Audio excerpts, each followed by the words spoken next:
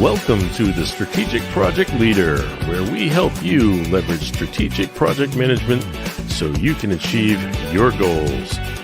Now, here's your host, Fola Alabi.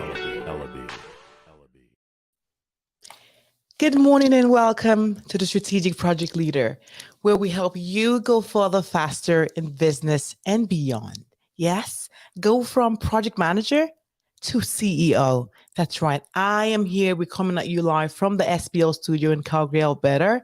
And I'm your host, Fola Alabi of 𝗯𝗲𝗵𝗶-𝘁𝗵𝗄, your award-winning business strategist, global peak performance coach, and project management consultant. I specialize in helping organizations, driven professionals, and entrepreneurs achieve their goals and accelerate their businesses to increase their income, impact, and overall amplify their success, leveraging my superpowers in strategic project management.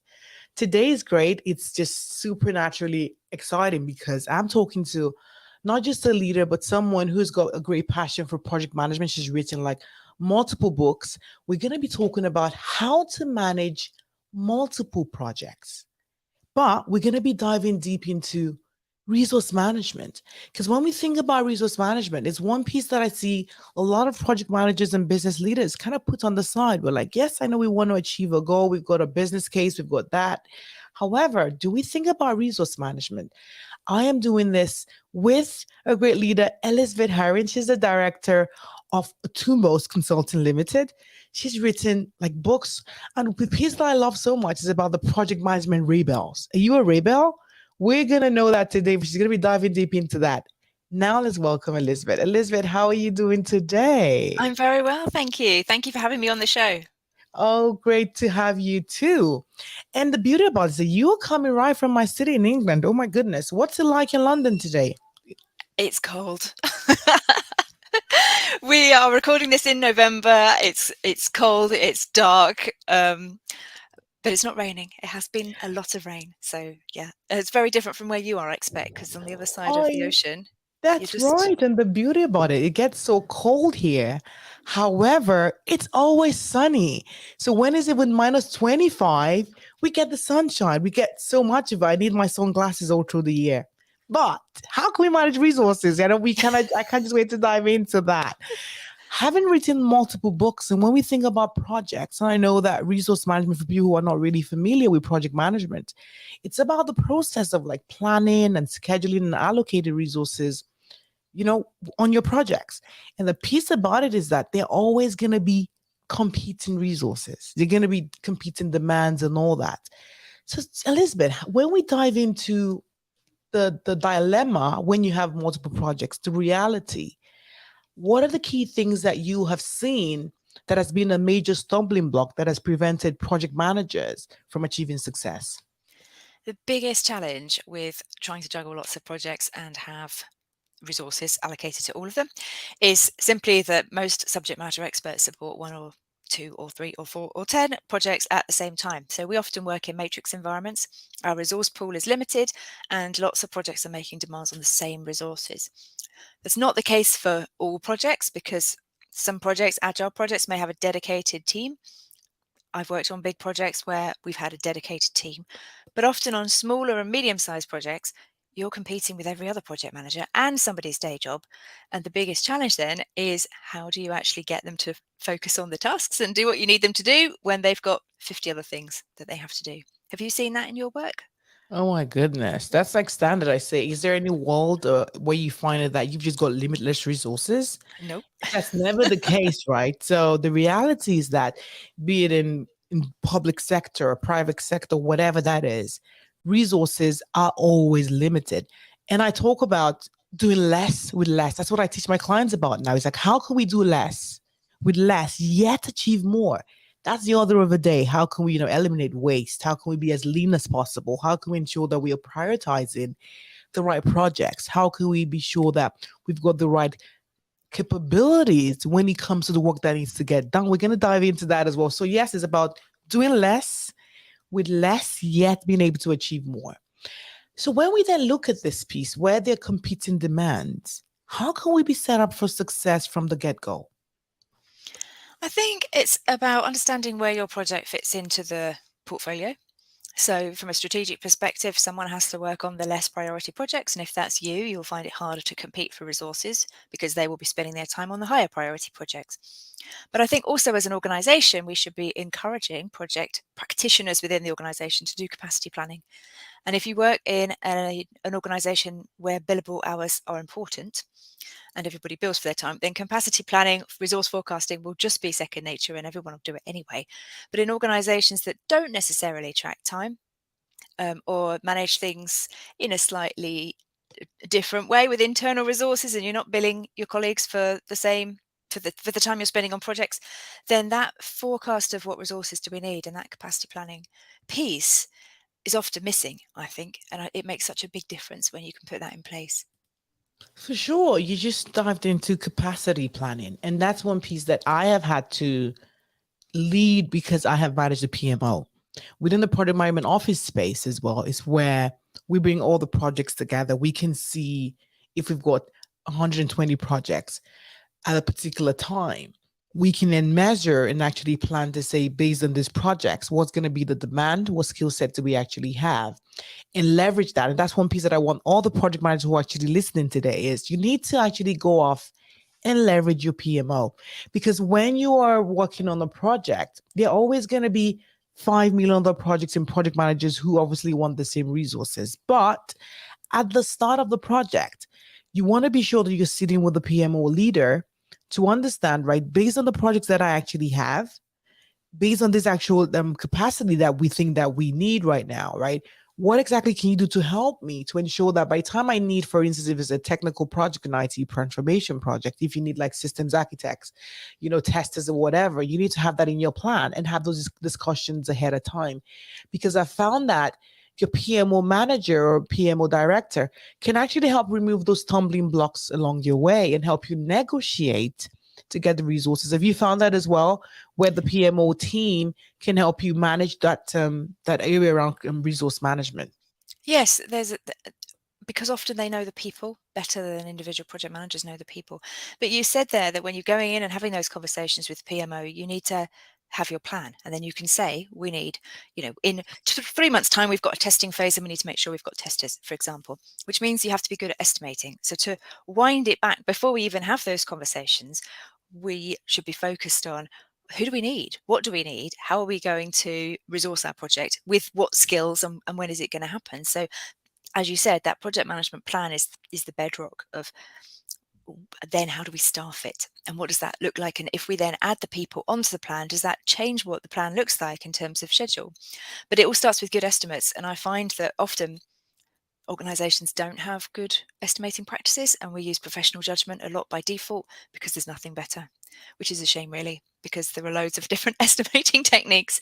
But often, my background is healthcare and technology, and estimating work that's never been done before is difficult. I know, without a doubt. But one piece that needs to be clear as well is when we talk about estimating resources, do you really know that you're not just resourcing for people? A lot of project managers that I've actually found and seen is they just think about the human side of it. How about materials? How about equipment, right? How about space? There's so many pieces, even the finances, right? The money, the dollar amount is actually a resource, right? You need to plan properly, but always think about human materials, equipment, and everything else that you need, and when you actually need them to ensure that you are planning properly. I want to tie this, when we think about the start of the project, from the PMI standpoint, we always create a project charter. I know the APM and the Prince to side, they have like the definition phase and all of that at the start though. How can we ensure that we are actually leveraging our project sponsor? Because what has helped me, and I mentor my project managers as well, is around the fact that securing resources and ensuring that your project sponsor signs up that document kind of helps you say that, yes, I'm going to have Elizabeth for 100 hours or whatever, in July. And that locks it down, because then the project sponsor can now become an advocate for your project. Because once it's signed, you can say, hey, managers, I need this resource. We've actually had that signed. So how can you help Or how have you been able to like get other project managers to understand that concept, maybe through mentoring and stuff? And how do you get those estimates locked down, especially at the start when it's not really clear as to where you're going? Well, I tend to base my mentoring practice in what I see. And the reality is, even if you have that document signed, business priorities will change and you won't get the resource. So you always have to go in, do all the best practice stuff and try and secure the resources, but have in the back of your mind, what's my plan B? Because if something else comes up, even things like someone goes off long-term sick. I was working on a project, we had a key critical technology resource, and he came in one day and said, my house has got woodworm. And he evacuated his family from his house and had to find a new place to live. And his whole, his whole next few weeks was focused on just making sure his kids had a roof over their heads that wasn't going to fall on them in the night. And he didn't show up to work because he needed that time off to deal with that personal problem. And so, even with the best will in the world and the signed documents, you still have to be able to flex as you go, because we're working with humans here. It's a little bit different. If you say, I'm going to book the cement mixer for the 15th of July, you can pretty much guarantee that you'll have the cement mixer. but when it comes to humans, I think it is definitely good practice. Do the estimates, find out what you need, secure the people. The other thing with doing that, of course, is that you say what you want, and then the project scope shifts slightly under you. The timelines change a bit, and you've got your testers booked for 3 weeks in 3 months' time, and you're not ready for whatever reason. So resource management is this constant flex and shuffling and balance and making sure all the different people know what's expected of them at every moment. And when you've got multiple projects within your portfolio, that's another challenge, because there are often competing priorities there, and juggling between different project managers within a portfolio, different work streams. So I definitely agree. We should be leveraging our project sponsors, but I also know it doesn't always quite work out that way. Yeah, no, for sure. We know that things will always change, and that's why it's a project wall, because we are bringing change, right? And there's going to be Absolutely. like a regulatory requirement, or they could be something that's changed, like a business priority. My strategic goal is actually shifted, and then we're going to say, now this is no longer a priority. But again, that ties back to project management and portfolio management. It's okay for things to shift as long as our projects is constantly aligned to strategic objectives. Then at times it may be okay to even stop a project, right? Or put it on hold. Because a lot of the time I see that in organizations, we have like maybe 50 different projects on the go, and everyone is just like scrambling to get along because there's limited resources and things are changing. But how often do leaders sit back and say, we need to do that stage gate, review where we're at, and understand what exactly do we need to like stop, put on hold, look back to our strategic objectives and say, are we still aligned? Because that's what the fundamental actually is. It's all about creating the outcomes, the value for the organization. I can see you smiling there. Because I agree with you. And I think the thing that worries me about 50 projects speeding ahead is the capacity for an organization to absorb that change, and for the change management piece, for things to land. Oh, can I just respond to this comment and just say hello to Harry? Oh, yay. It's lovely to see people watching from all over the world. So thank you if you're watching us live. That's right. Thank you, Harry, for being here. No, yeah, without a doubt, because the fact is, things are always changing and things will change. It's like if things are actually changing, there's a problem. But the key piece for a project manager who wants to become a project leader is when you are now more proactive. You see resources, you can actually preempt stuff, right? Assessing the risk, what's actually changing, communicating constantly and consistently, with the project sponsor, consistently communicating with the business unit to understand, what's moving, what are the customers saying? Because I had to see with a project manager who, had a conversation with me, said, Fola, I think we should actually be stopping this project. I'm like, this is really brave, right? Because a lot of the time they feel I'm going to be out of work and this is going to be like a dent to me. And everyone just wants to just hide under the covers. But being a strategic project leader means you are able to like step out of your comfort zone. You can actually assess things and say, back to the business case, we may not be on track to deliver value, right? And so we may need to stop that. But let's come back to the world where things are almost perfect. Okay. Where The project needs to go on. We're strategically aligned. We know we're chugging along. You've tried to secure resources, but at the end of the day, these people just turn around and say, no, I've now been assigned to another program or another project. How have you been able to go around that to then get your resources back? Well, in one situation I can think of, I pulled rank on another colleague, which was not something I would recommend people watching this actually do, because it's not the collaborative leadership, style of servant leadership that I feel I should have. But we shared a common project sponsor. She needed something. She didn't have all.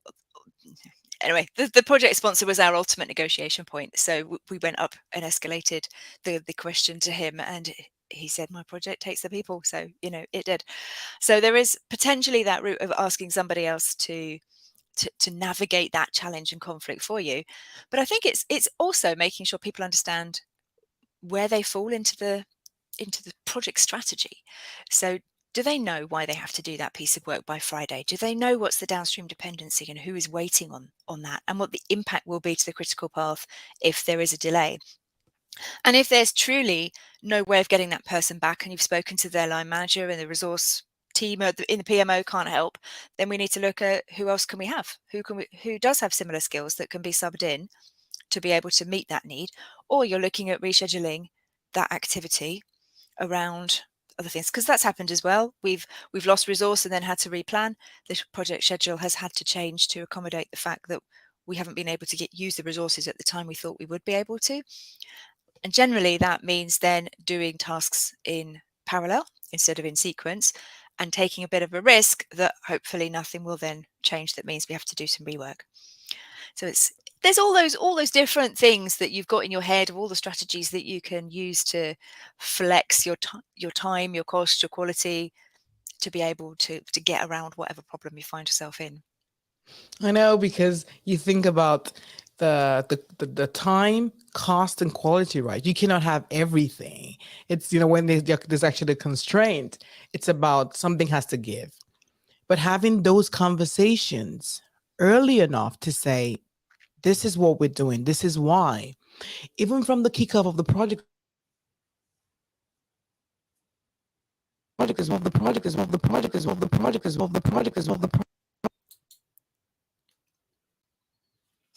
Sounds like we might have lost Fola. I'm not sure if she can still, if you can still see her. Looks like she might be coming back. Are you back with us, Fola?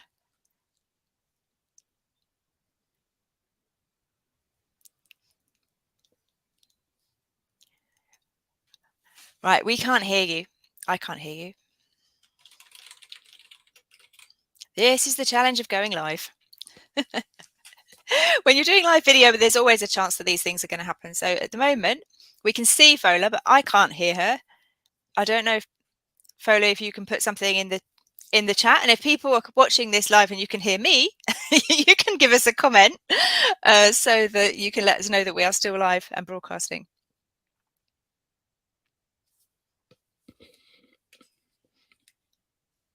We had a little bit of a crackle there.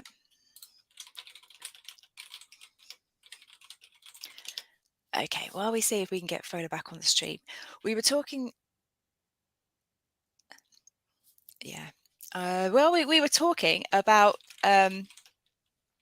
resource planning and capacity management. And one of the things that I wanted to bring up was, what do you do when you don't have the right kind of people?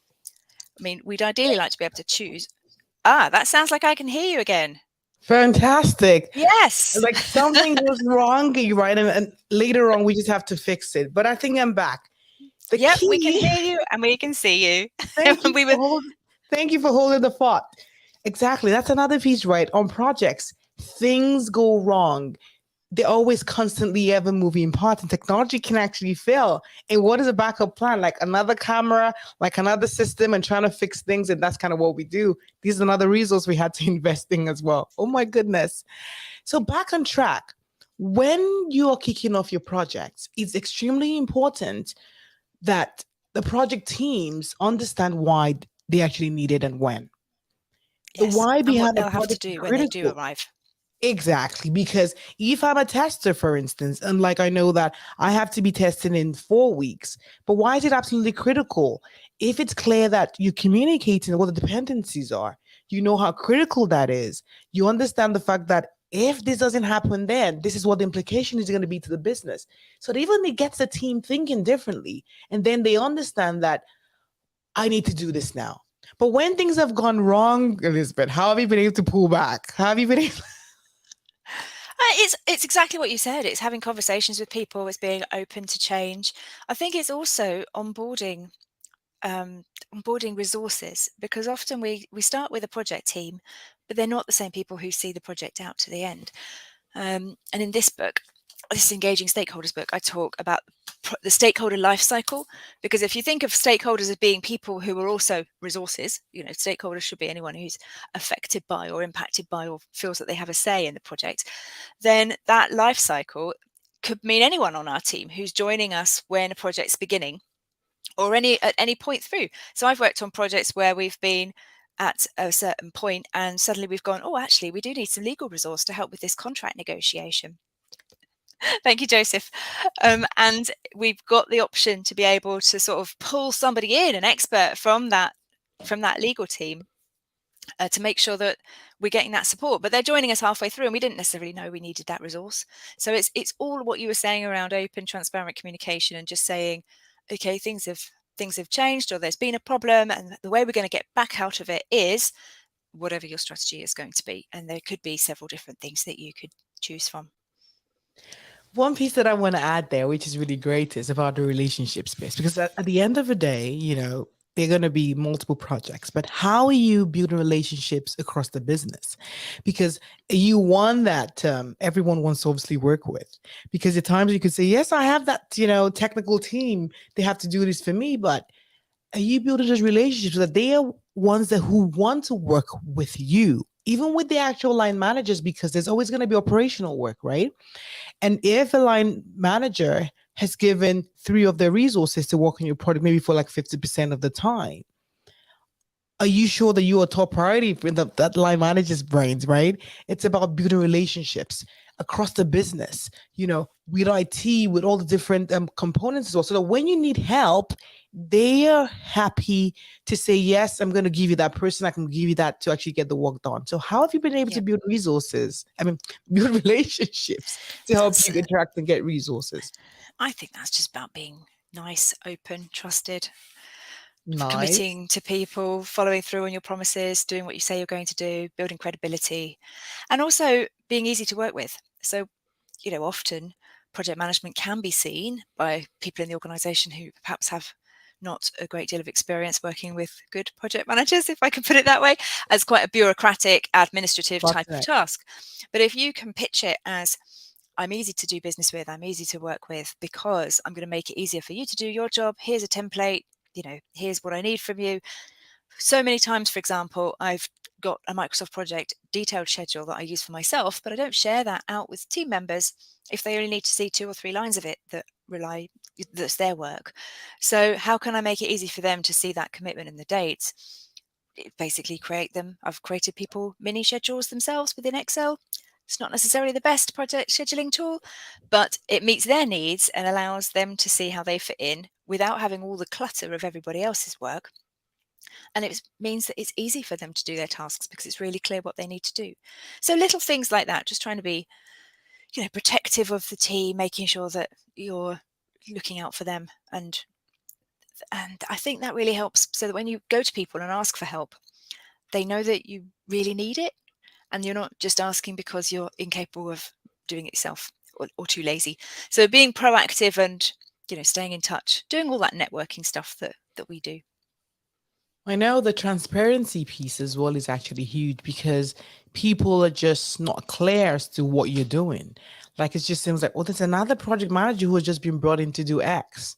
Like, how exactly are you communicating what the work is? So for me, I always double down on like the what, what exactly am I doing? What needs to get done?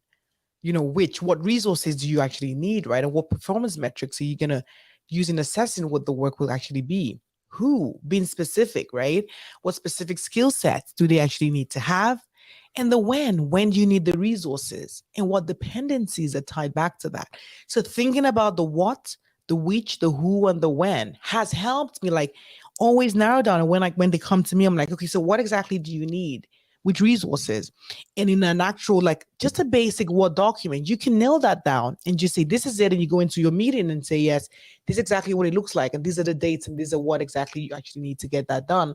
But if we move a little bit deeper, once that's now done, and we look at the overall pieces of multiple projects, what other pieces has actually impeded resources on projects? Because I know you are a guru when it comes to managing multiple projects. I know you wrote that book. We want to hear more about that. The biggest challenge, I think, is consolidating schedules. Every project manager can plan in isolation, or even if you're managing more than one project yourself, you can plan each of your projects in isolation. And then when you lay those schedules over each other, you'll suddenly find that that mythical testing resource that we're using as our example today has like 6 weeks of work to do between the 1st and 5th of August.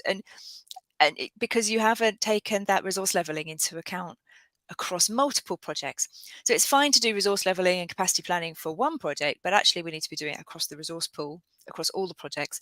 And there's a lot of tools that will do that. The other way that you can do it, and I found it incredibly difficult to do with knowledge-based work, when you have knowledge-based subject matter experts.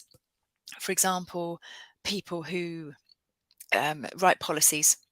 Writing the actual policy, sitting down and typing the words into a Word document might be 2 hours of work, potentially, but the thought process that goes into research and consultation and drafting and getting all the stakeholders aligned behind it and bought into the new policy before you actually type it up and send it round, that could be several weeks of work, but you don't know how long it's going to take. There might be roadblockers along the way.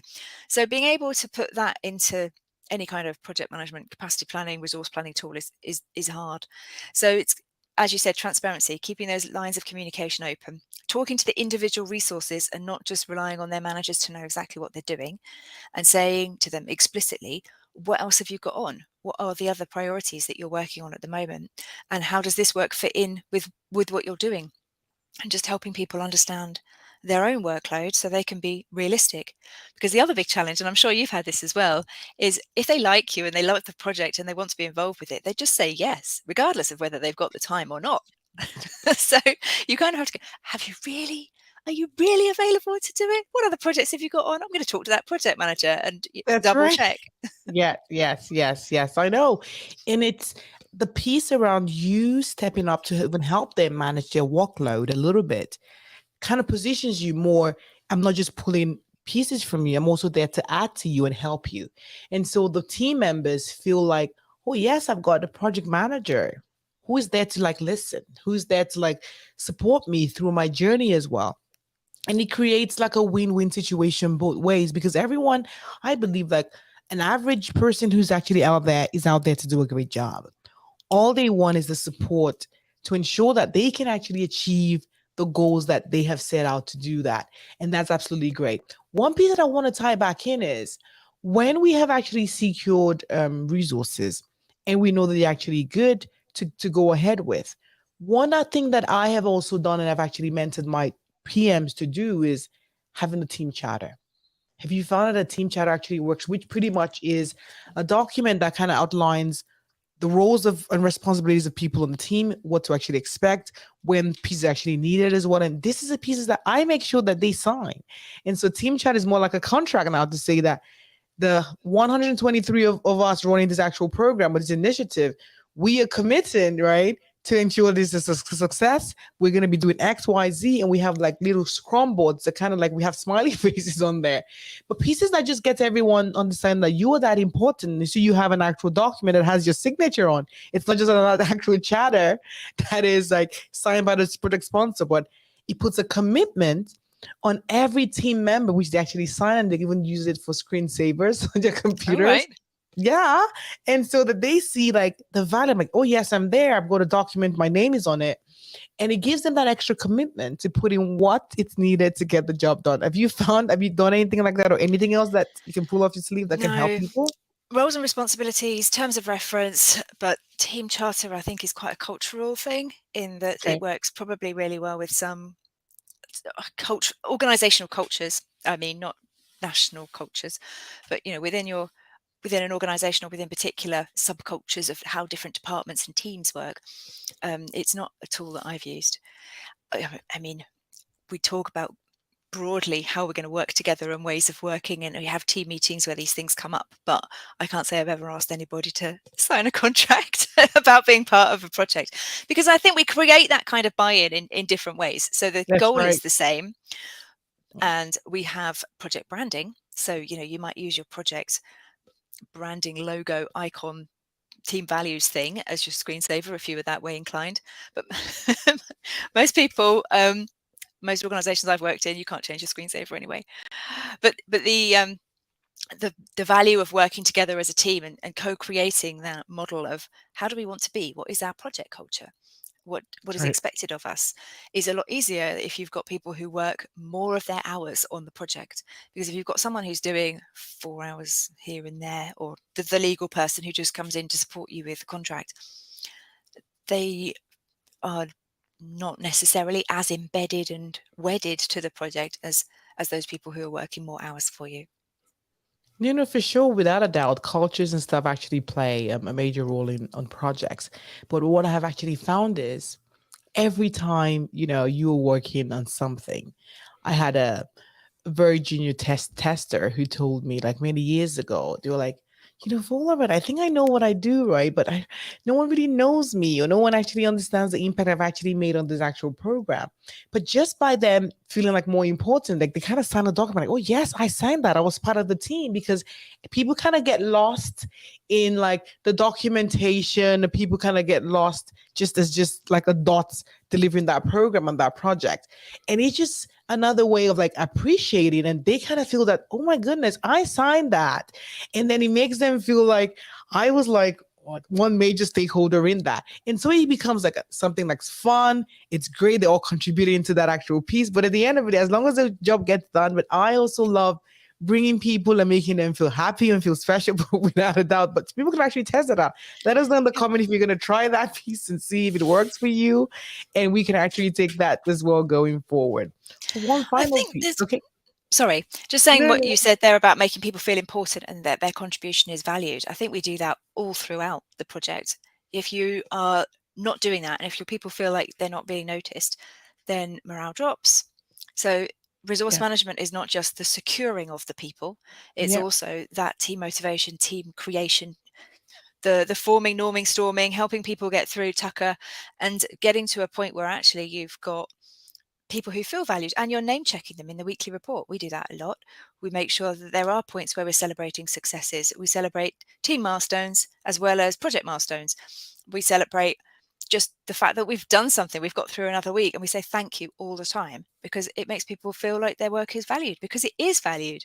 But we don't often, that's the royal we, I suppose, more generically, there's often, if you look around and see what you can hear about people being grateful for other people's contributions at work, that piece isn't as good as I would like it to be.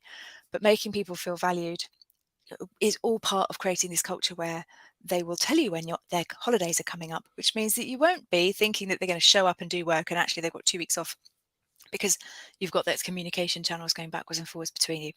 Sorry, I just wanted to say that, but I interrupted you and you were going to ask me something else. No, that's fine. That sound means it's time for Project Lifestyle. This is where we talk about a deep dive as to how you can leverage all of this in your personal life. We've been talking about resource management. What exactly does that mean in your personal life? Resources, money, people, results. For us to achieve the results we want, even at home, we need to always think about how can we secure the resources that we want, be it finance, be it equipment, whatever that is, depending on the projects you're trying to work on and you're trying to achieve at home. All the strategies we've actually spoken about today: communication, being transparent, ensuring that you are communicating the what. What exactly do we need to get done? When do we need this actual pieces done by? And who exactly do we need? Because by understanding what needs to happen, you can communicate clearly with your spouse, with your kids. And so they actually understand what's actually coming. And you can tap on to even attract other people that can help you get the pieces that you want. We talked about communication. How about knowing your skill sets? Have you been able to do a self-assessment as well to understand what exactly am I really good at? Because when it comes to resource, there are a lot of things that we may not even know how to tackle, but you are trying to just get into it because you feel that you need to get it done. Assessing your skills will help you understand where the weaknesses are and where you need to tap into. It might be putting strength from your spouse or your kids, or even getting external resources. Because for me, it's all about how you can amplify your success. It means you're successful at work, you're successful at home. So remember, what exactly needs to get done? What type of resources do you need to achieve that? When do you need it by? And what are the pieces actually dependent on that? Those pieces are actually key. What exactly would you actually take away from this? I want you to add that in the comment as well. And Elizabeth, how exactly have you been able to leverage any of this in your personal life? I think project management skills generally have given me the ability to organize and structure what we need to do on a very small scale. Meal planning is resource planning in a micro scale, because we need the resources to cook the food each week. So we plan out what we need. We secure the resources by making sure that we've got a shop booked for the food delivery to come, and making sure that if there are substitutions that we adapt around that. And then we've got the supplies that we need in order to be able to do the work, which is cooking the food. And then next week it all starts again. Over and over and over, you just see Elizabeth just explain how she uses all this project management principle, even in her meal prep. It's about a mindset shift. The way you think is now different. The structure you put in place is actually now different. All because you're leveraging this project management skill. As I say, it is a life hack, and it is a life skill.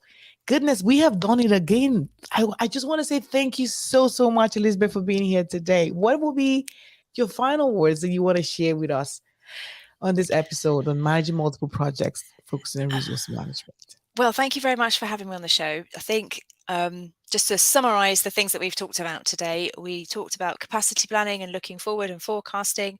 We talked about knowing the skills of the resources that are available to you so you can get the right people at the right time. And then we also talked about being flexible and rolling with the punches when things change on your project, so that you can adapt and reschedule and work around any of those problems with that strategic goal in mind of how do you get your project to the end. So thank you very much for having me. Oh, thank you so much. And this is a lovely piece. If you want to connect, where can people find you? Probably LinkedIn is the best place. You've put my website there. Oh, there, that side. that you can find me on as well. And I also write the blog Rebel's Guide to Project Management. So you can find me at rebelsguidetopm.com. rebelsguidetopm.com. I just want to say thank you so much for being here today. For everyone who's actually listened, who's actually put comments, it's definitely been great. There's so much to unpack, but this is just like a half an hour show. It just tells you that when it comes to project management and resources, there's so much you need to dive into, but we've given you a taste of what the world could actually be, could be way better. You can connect with myself or Elizabeth. I want to say thank you to each and every one of you who've actually asked questions, who've put comments in. I want to know if you're watching this on replay as well, put that in the comments, for being here today. But I trust you found value from today's experience. But the key is, do not keep it to yourself. Make sure you tell a friend, share with a colleague, and let us know how great and what takeaway you're going to be leveraging. And if you've got any questions and you want to learn about the strategic project leader, about training, mentorship, and professional keynotes and workshops, let's continue the conversation on www.strategicprojectleader.com. Thank you so much for listening, but always remember that you are your life's project manager and you are the most important project you will ever work on. Take action today and execute right, because the life you create is just one project away. Set your reminders for next week. We're going to have another thought-provoking episode on the strategic project leader, from project manager to CEO, same time, 11 a.m. Eastern Standard Time. And I'm going to be discussing with a leader, goodness, Rami. We're going to be talking about how to leverage professional development to accelerate your career as a project leader. I cannot wait to see you on the next one. Thank you so much and have yourself a fantastic, wonderful day. And make sure you stay positive. Have a good one.